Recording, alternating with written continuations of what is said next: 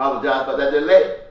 Being one with God means that you want what God wants. Do you know what it means to be married? To become one? That means that husband and spouse want the same thing. They come together, put their efforts together, their powers together, their love together to work and make that one thing easier to achieve. When you find a husband going one way and a wife going another, God didn't put them together. And they are going nowhere. Just pulling strings. And that's what we have in our societies of the world. God has an agenda. Selfishness has another agenda. And they are going nowhere. But I guarantee you this. If you look at it, the effects of selfishness come and they go. But God never changes. God never changes. The things that were still are. There are things that have never come yet, but it's only because in time. There's a time and a place for everything. So I say to you, ladies and gentlemen, when God created us, he created us to live in peace, to live in prosperity, to live in joy. And if we want to eliminate the crime out of our society, if we want to eliminate the violence out of our society, we're going to have to change what we do and why. When I look at the president saying what he's going to, well, first of all, let me back a little bit. Let's look at the founding fathers of the United States of America. Now, they did what they did, and that was fine, and we should all thank them because they couldn't do any better. But for those people who had that limited understanding so many years ago, for us to still be walking in those footsteps, then that indicates that we are living in darkness. Yes, the founding fathers were selfish men. They say they knew God just like we say we know God. But they were lacking as much knowledge about God as we lack knowledge about God. So strange, ladies and gentlemen, that the world doesn't know God. The masses of people doesn't know God. And yet God calls one or two or several out, as he did the disciples, and give them the knowledge, to teach them the knowledge through the presentation of his own experience in their lives. We call it miracles. So that they have no doubt about what they have been taught or what they heard, but what they know. And they become instruments of God right here on earth. Not preachers. They are called the voice of God. And they don't talk about the things that preachers talk about, like sinning, drinking and smoking, and how you dress. No, my friends. They talk about peace.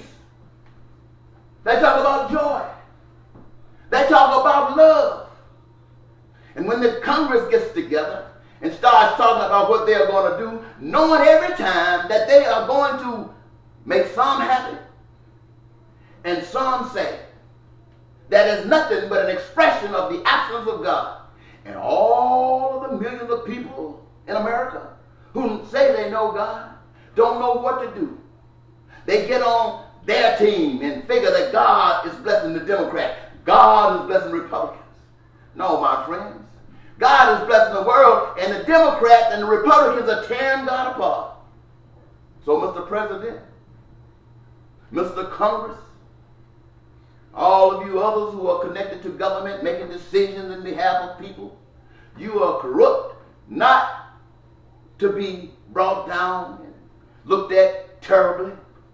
For all of us, if we don't love to the extent that God has given to love, are all corrupt. So when I say corruption, I'm not putting you down, but I'm just trying to tell you the state of the classroom that you're in and to let you know what is required to graduate. To graduate means that you must create policies that bless those that you see and understand, and bless those that you do not see or understand. That means you got to go into something else. You got to go deep inside yourself, beyond that which you have been taught in the education room. You got to go back to your foundation, to your spirit, your creative spirit, God. God will tell you and show you what it means to have the shoes of a broken foot, to have the shoes of a homelessness. You know, you will figure out what to do. Now, I have said to you, and many of you might understand understand me and you might not. But Mr. President, a lot of people love you and I love you. In fact, I ran against you as a write-in. I had to run as a write-in because what I'm talking to you today about, people don't understand that. They understand what they have been taught. And you seem to have been the answer, not God. See, I was not running to be president for myself. I was running to carry love into the White House and to see that it got in the Congress so that the people could feel God's love. But where I failed at was to get the message of God's love in the hearts and minds of the people. Get the love of God in the hearts and minds of the people, then the people in Washington will express the hearts and mind of God. And it will be evident because there will be peace in the land. There will be prosperity in the land. There will be joy in the land. And what we used to call terrorism, which is an expression of somebody that's fed up with it and can't take it no more, will be gone. And those that we used to fear because of terrorism or what they might do to us in war, it's all gone. Why? Because they know that we are their prize. And ladies and gentlemen, I'm going to wrap this up now because I know you, President, and the Congress, you got more things at hand to worry about, because it is a worry. Doing things selfishly and ungodly cause a lot of situations to change every minute, and so you have to worry about it. If you're going to do things godly, you don't have to worry about it. You can do it slow and pace because it works all together. Now I'm going to say one little thing about this immigration bill, this comprehensive immigration that everybody's talking about. For those people who have migrated to this country, they have done so because they have found a need to get away from the crap and the godliness that they have been faced with where they come from. And they come here looking for something better. They think that we got an answer. And so they keep coming. But that is not the answer for immigration. The answer for immigration is for those that are here. Let them fall into the same life, the same joy, the same peace, the same prosperity that we have. Automatic. And for those who are coming across the borders, putting their lives on the line, traveling through the rivers of waters, taking a chance on being shot down and killed all kinds of ways.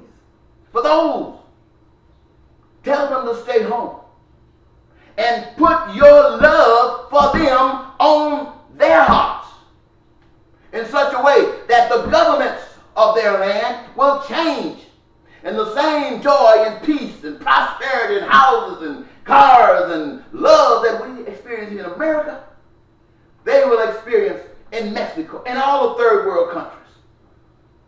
Now, I know what I said is welcome by some. But this morning on TV, I heard them talking about the Bible interviewed on the news.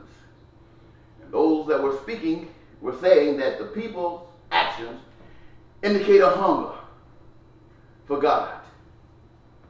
Ladies and gentlemen, I guarantee you that everything I've shared with you during this presentation is of God. It works for the gander. It works for the goose. It works for the man. It works for the woman. It works for the white. It works for the black. It works for America, and it works for any country on the face of the earth. And I'm so glad that I know this, and that I can take joy here in telling you this. In closing, I'd like to say this. Here in America, the absence of God and the presence of selfishness has been to such a degree that when anyone stood up, not just in America but other places, and gave a greater, higher voice to the love of God, the enemy of God finds some way to eliminate them, to kill them. And God has allowed that to happen because God is not going to impose peace on anyone. God is not going to impose prosperity and joy on anyone. It is there, and you must offer it. You must claim it. God imposed oxygen because you needed it to survive. And no man will ever be able to control that according to the plan that God has set forth up to this day. Because we know what the outcome of that would be. But food, now we as a nation, we as a global nation, all require these things. The ability for it to happen has been given. The intelligence and the knowledge of how to put it together and make it happen has been given. And so we the people must make the decision that no human being, not here just in America, but anywhere on the face of the earth, will ever be homeless, hungry, uneducated unless they want it, or without health care. And when you got these things together, ladies and gentlemen, you have the foundation for your joy, the foundation for your prosperity, and the foundation for your peace. Mr. President and the United States Congress, I want you to know that I've been doing this for 33 years, and I know you haven't. I know you haven't. So if you're going to be serious about any of the stuff that I've shared with you, I'm available to help you. It's very simple. It's very, very simple, as it is with God. Simple. Simplicity is from God. Thank you so very much, ladies and gentlemen, for listening to me, because, as I said earlier, this is for the President of the United States, this is for the Congress of the United States, and this is for the American people, and hopefully the people of the world. God bless you.